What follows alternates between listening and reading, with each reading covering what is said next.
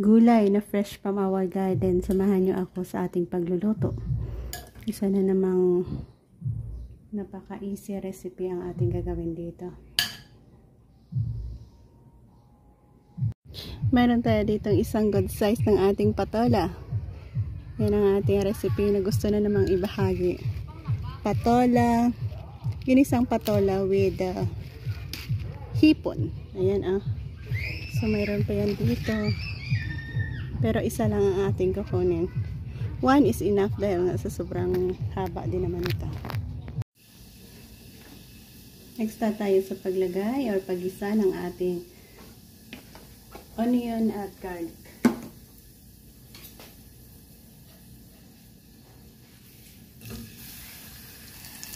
Kamatis. 4 na pirasong hipon.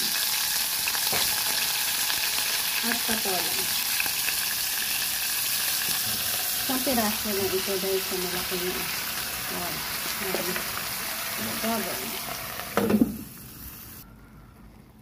Lagyan natin ng tubig ng ating as-20. Yan na.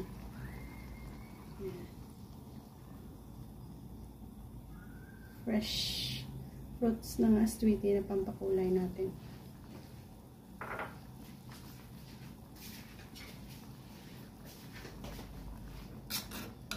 Yan, sarap na. Easy lang. Next, lagyan natin ng additional tubig.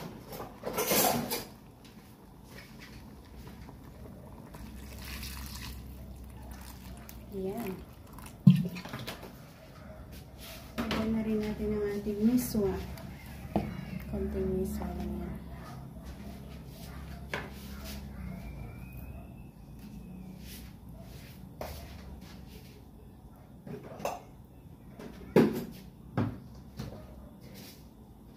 Asin.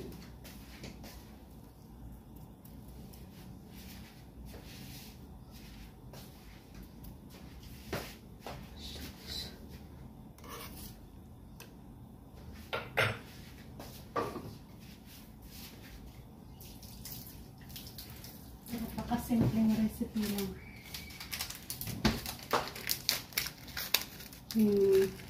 Konting seasoning or magic sarap.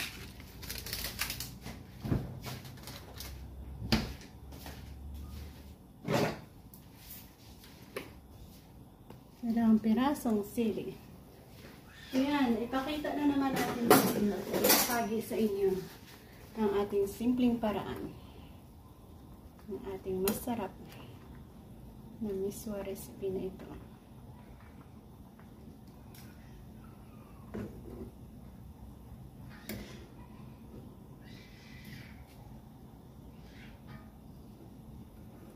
Ayan, sarap ng ulam.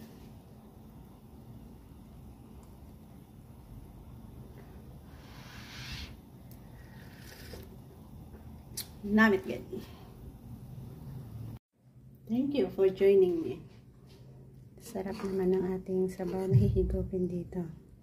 Easy sabaw na yan. Patola.